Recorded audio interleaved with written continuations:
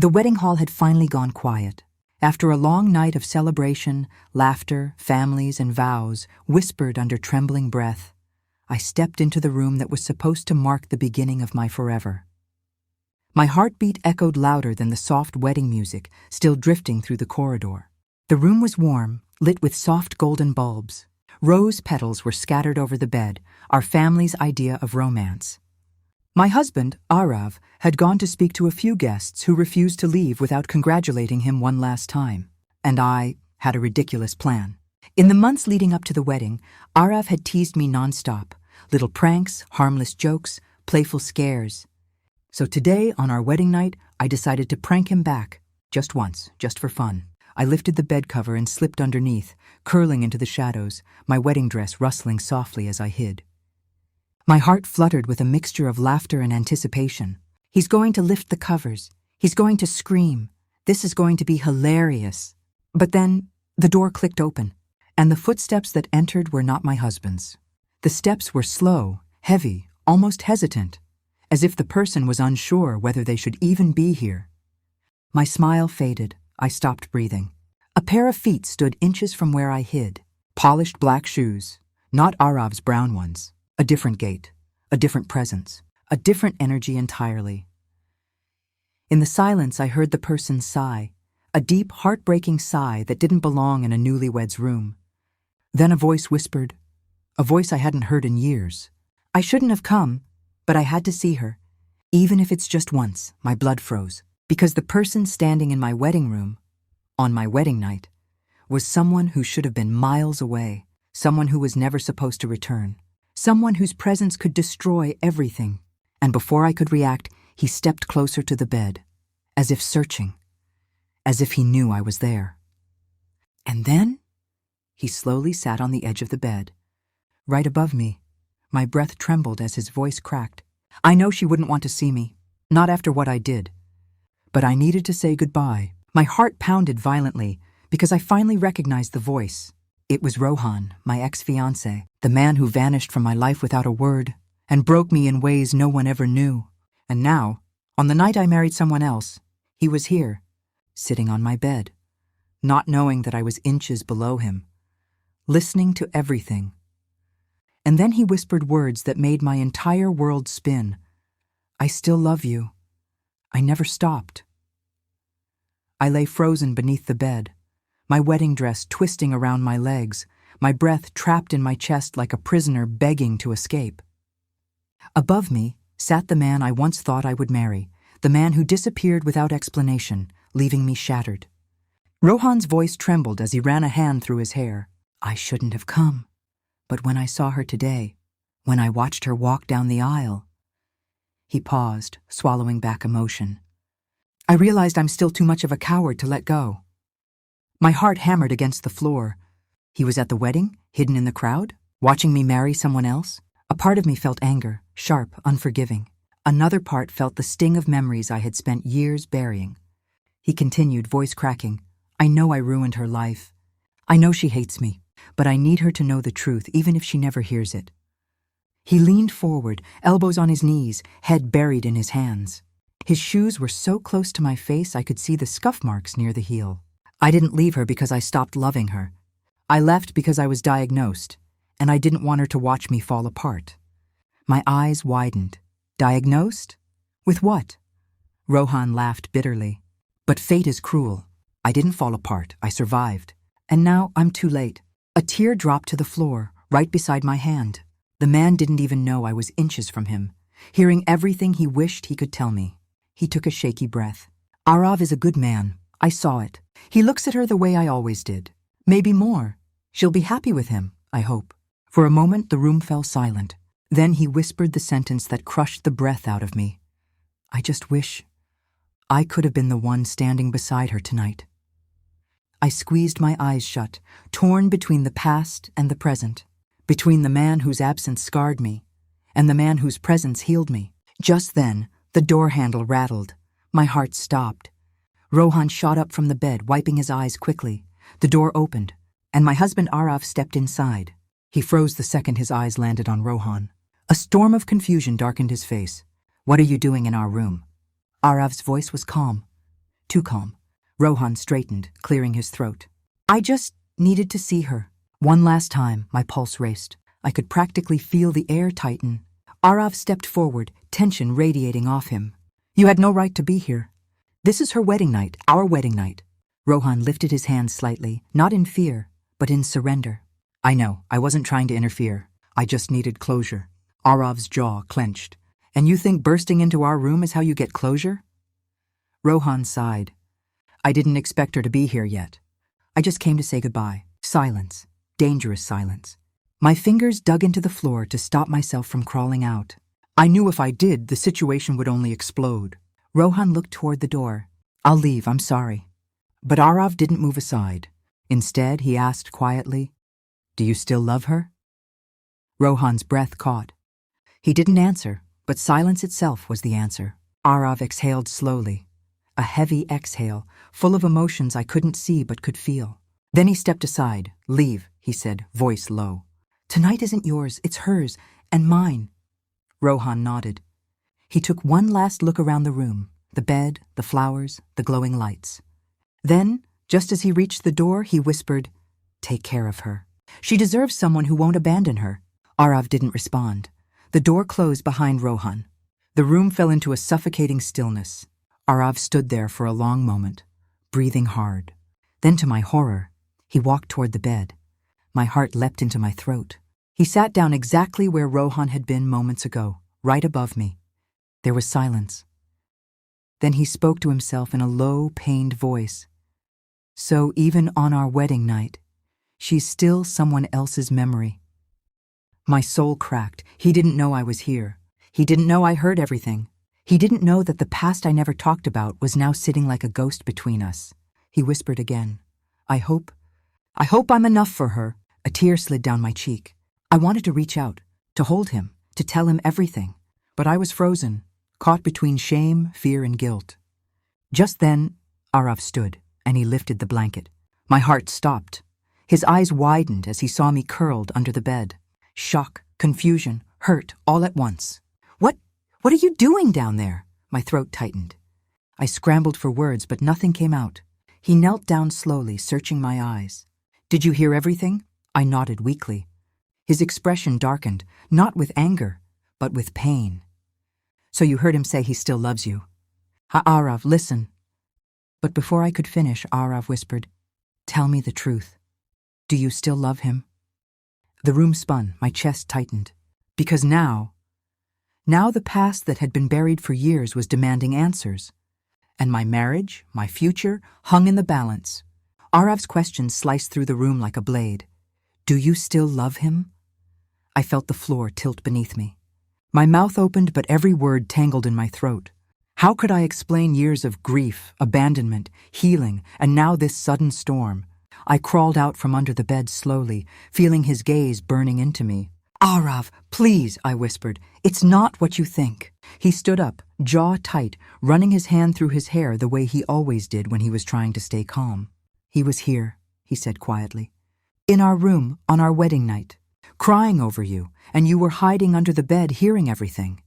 His voice shook. How am I supposed to feel? I swallowed hard. This was the moment I had feared for years, the moment the past came clawing back. I took a slow breath. I don't love him, I said firmly. Not anymore, not after what he did. Arav's jaw loosened, but only slightly. I continued, forcing myself to relive the old wounds. When Rohan left, he didn't just break my heart. He destroyed my trust. He made me feel abandoned, unworthy, replaced. My voice trembled, but I pushed on. For 5 years, I waited for a reason. A call, a message, something. But he vanished, completely. Arav lowered his eyes, listening. I tried to move on, but every time I took a step, his shadow followed me. My chest tightened, but then I met you. Arav looked up. You didn't judge my silence. You didn't question my scars. You didn't run away. You stayed. His eyes softened, but only for a second. Then why didn't you tell me about him? He asked. A deep ache formed in my chest. Because I was ashamed, I whispered. Because I didn't want you to think I was stuck in the past. Because I didn't want to bring a ghost into our future. Arav exhaled, dropping to sit on the edge of the bed. And now? I moved closer, my voice gentle. Now I'm terrified. Terrified that you think I love him more than you. Terrified that you'll walk away like he did. Arav stared at the floor. I'm not him, he said quietly. I don't run. My heart clenched, relief flooding my chest. But it didn't last long. He looked up with eyes full of pain.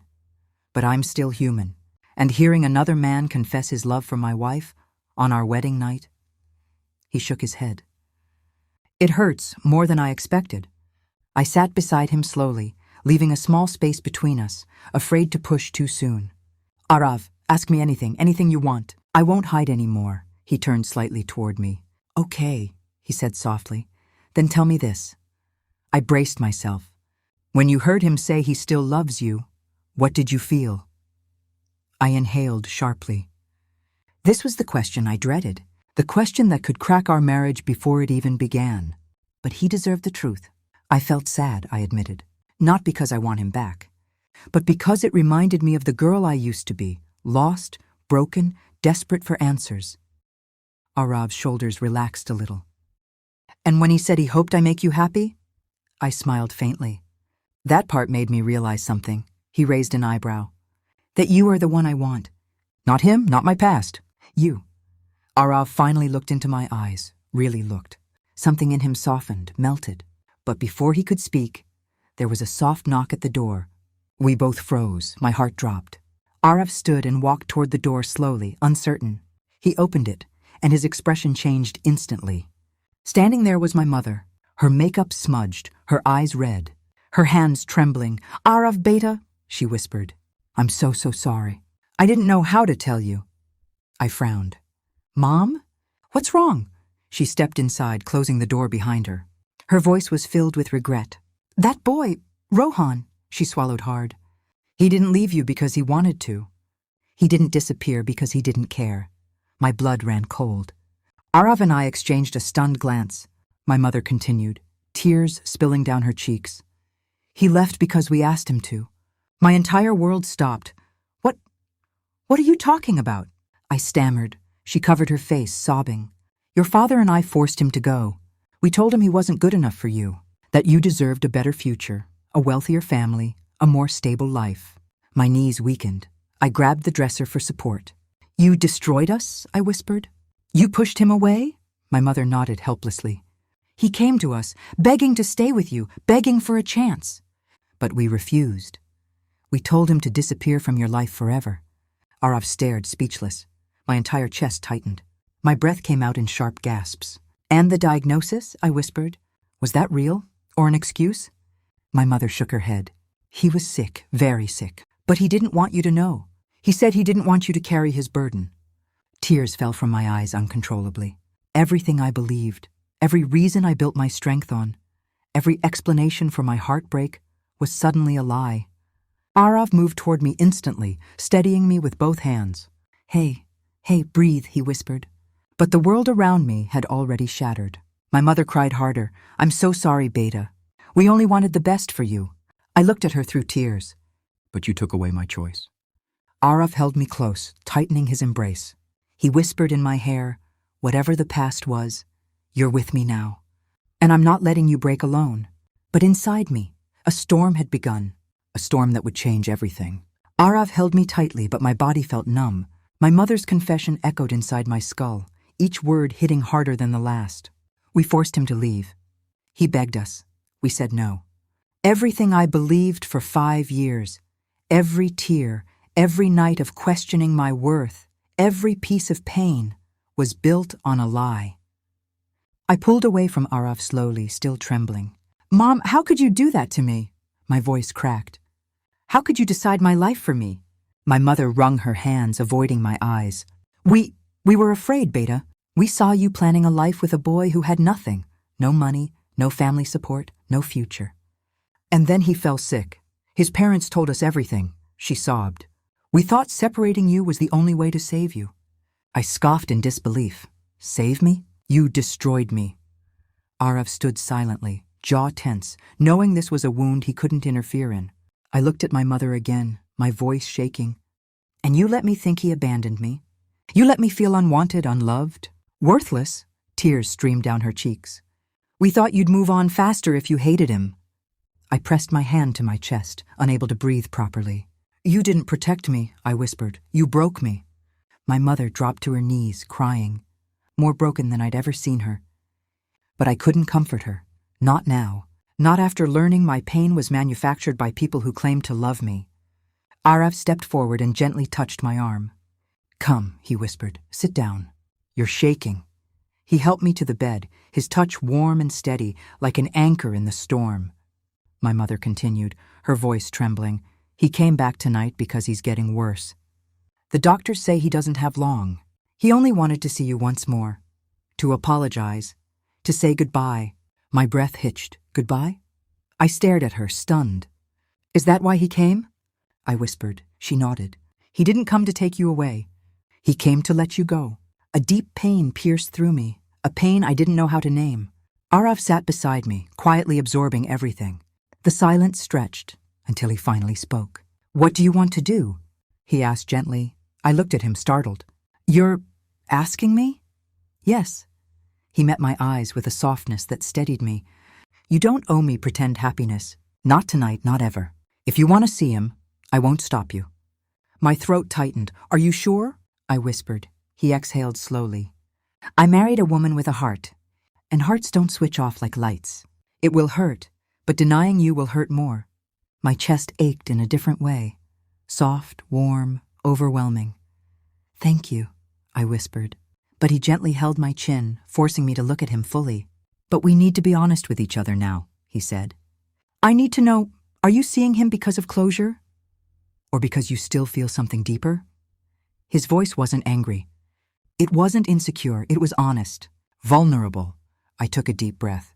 I'm seeing him because I never got the truth. I never got to say goodbye. I never got to end that chapter properly. My voice grew steadier. And because I don't want this shadow following us into our marriage. Arav nodded slowly. And what about your feelings? I looked down at my hands. I don't love him, I said softly. I loved who he was once. But I'm not in that place anymore. I'm not that girl anymore. Arav's shoulders relaxed just a bit. And me? He whispered. I reached for his hand. You are my future. You're the man who showed up when I had no strength left. You're the one who wants to build a life with me, not reshape it to fit his mistakes. His eyes glistened slightly. Before he could respond, my mother's voice broke in. Beta, he's waiting outside.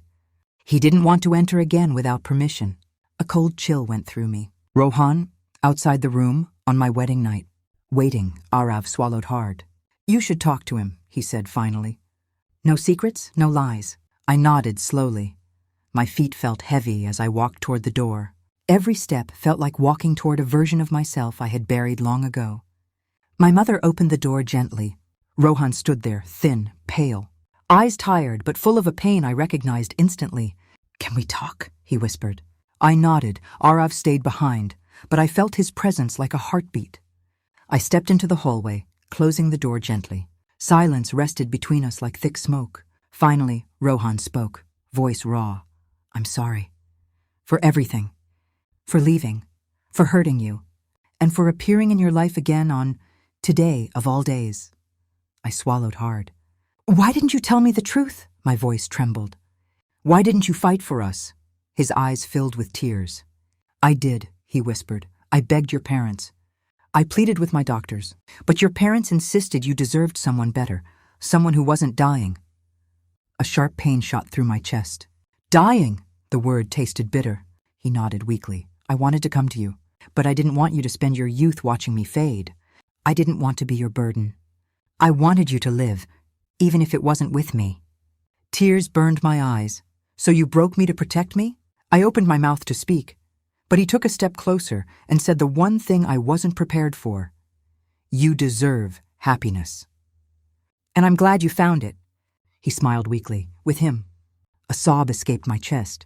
And Rohan, my first love, my heartbreak, my ghost, whispered, Goodbye, for real this time. He turned around slowly and walked away. And this time, I didn't chase him. I stood in the hallway long after Rohan disappeared down the stairs. His final words echoed inside me like a soft, fading whisper. Goodbye, for real this time. goodbye built on truth. Not betrayal, not abandonment, not lies. For the first time in years, I felt something I hadn't felt since he left. Closure. My heart didn't break. It exhaled. When I finally stepped back into the room, Arav stood up immediately. His eyes searched mine, trying to read every emotion on my face. "How do you feel?" he asked softly. I took a slow breath. "Lighter," I said. It was the only word that fit. "Like the person I used to be, finally got to rest." Arav nodded, relief flickering through his eyes.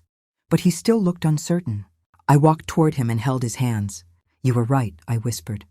"Honesty was the only way to end this." He swallowed hard. "And us?" His voice quiet, almost afraid. I stepped closer. "You're the man I chose. Not because I needed to fill a void. Not because he came back too late." I placed his hand over my heart. "But because this is where I want to be." Arav's breath hitched. "I didn't know—" He paused. I didn't know how much I needed to hear that. I gave him a small smile. "Then let me say it clearly. I'm here with you. For us, for our future." His shoulders relaxed fully for the first time since the night began. But the moment didn't last long. My mother stepped into the room again, her eyes still red. "Beta, are you okay?" I looked at her, the old hurt surfacing again, but calmer this time. "No," I said truthfully, "but I will be." She nodded quietly, shame weighing on her. "I know you may never forgive me," she whispered. "But I hope one day you can try." I didn't respond. Forgiveness wasn't something I could give instantly, but I could give honesty. "I need time," I said. She closed her eyes in understanding. Arav gently squeezed my hand. "Let's sit," he said softly. We sat together on the edge of the bed, two newlyweds whose wedding night had turned into a storm of truths, ghosts, and unexpected wounds. But somehow, we were still holding on. Arav brushed a tear from my cheek with his thumb. "You're stronger than you think," he murmured. I smiled sadly. "No, I just survived because I didn't have a choice." He shook his head. "You had a choice today. You could have gone back to him. You could have let the past swallow you. But you stood your ground. You faced everything directly. That's strength." His words sank into me like warmth. "Arav," I whispered, overwhelmed. He kissed my forehead gently. "You deserve peace," he said. "And I want to help you build a life where nothing, not lies, not ghosts, not hidden pasts, can break you again." A tear slid down my cheek. "And I want to build that life with you," I whispered. He smiled, relief flooding his face. But just as we thought the storm had calmed, a loud thud came from outside. A moment later, my mother screamed. Arav and I jumped up instantly. He rushed to the door and yanked it open. At the bottom of the stairs, my mother knelt over a collapsed figure. A thin, pale body. My breath froze in my lungs. "Rohan!" I ran down the stairs before Arav could stop me. He was unconscious, barely breathing. A pool of dark, fresh blood stained the floor beneath him, coming from his nose, mouth, and shirt. My mother screamed, "He fell down the stairs!" I heard him gasp and then... But I was already kneeling beside him. "Rohan, can you hear me?" His lips moved faintly. Accident." He struggled for air. "Hospital, please." Arav knelt beside me. "He needs help now," Arav said urgently. "I'm calling an ambulance." My hands shook uncontrollably. "Arav, will he die?" He grabbed my shoulders firmly. "Look at me," he said. "I won't let anything happen without a fight." But as he dialed emergency services, I looked at Rohan, the boy I once loved, the man whose truth shattered me, the ghost I had just said goodbye to. His eyes fluttered open for half a second. He whispered, "My last goodbye came sooner than I thought," and his eyes rolled back. "No, Rohan, stay with me," I cried. Arav's voice trembled as he spoke to the operator. "Send an ambulance immediately. Young male, unconscious, severe bleeding, possible internal injury. Please hurry." My heart pounded. This couldn't be happening. Not now, not after everything. I held Rohan's hand tightly, tears falling on his skin. Arav placed his hand gently on my back, steady but tense. I choked out the question that terrified me most. "Arav, if he dies tonight, what does that make me?" He leaned in closer, his voice soft but firm. "It makes you human." I closed my eyes, sobbing. Sirens grew louder outside the house. Arav squeezed my hand. "I'm right here," he whispered. But deep inside, fear twisted in my chest. What if the past I just buried dies before sunrise. I didn't sleep a minute after hearing everything beneath that bed. My sister's betrayal, my mother's manipulation, my own husband's disgusted voice calling me too emotional, too inexperienced, too naive. By sunrise, my body was shaking from exhaustion, but my mind was sharper than it had ever been. Everything suddenly made sense. His sudden interest in marrying me, my mother pushing the wedding forward, my sister's strange behavior all week, everyone acting like I was the one who wasn't mature enough. They were all hiding a truth I was never meant to discover. But fate had dragged me under that bed for a reason. I thought I had cried every tear possible. But then the phone rang, unknown number.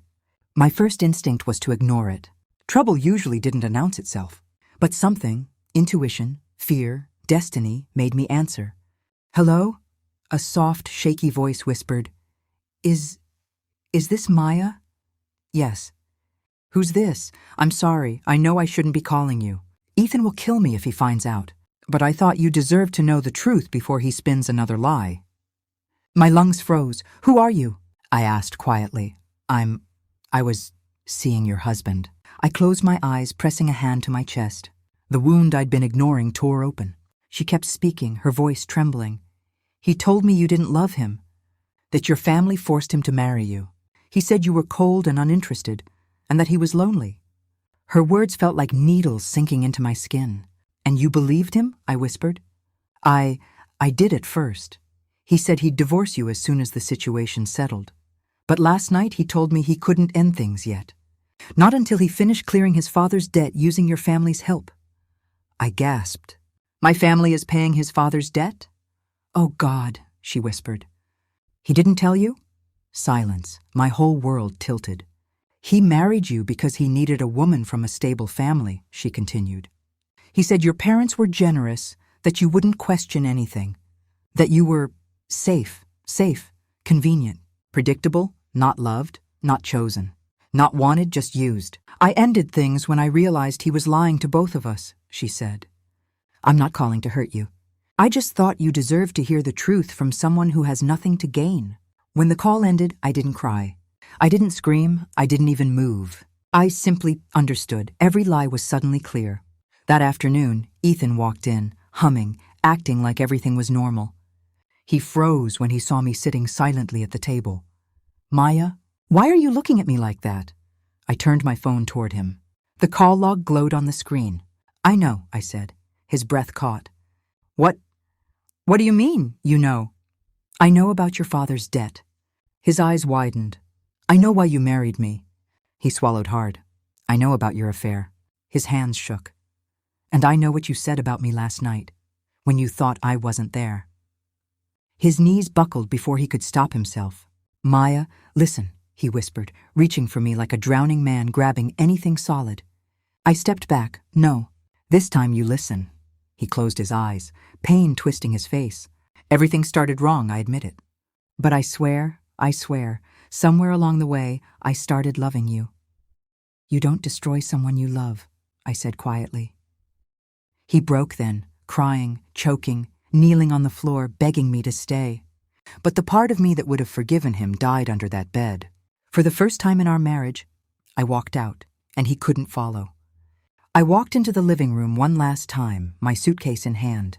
The air was thick with tension, heavy with years of lies and betrayal.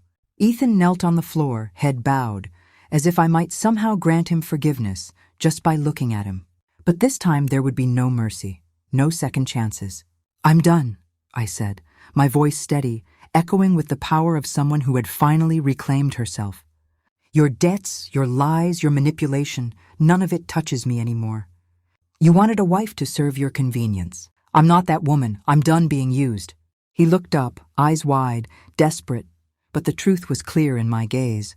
I had no fear left. I turned and left, the door clicking shut behind me. It was final. The life I had known with him was gone. But for the first time I felt alive, free from deceit, free from manipulation, free to live on my terms.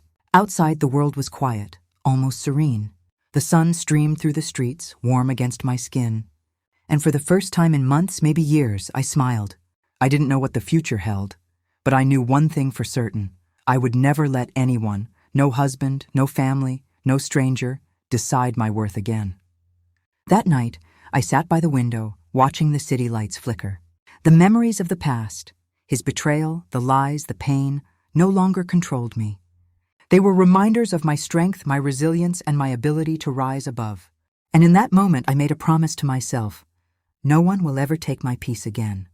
No one will ever control my happiness. I am enough, and I am free.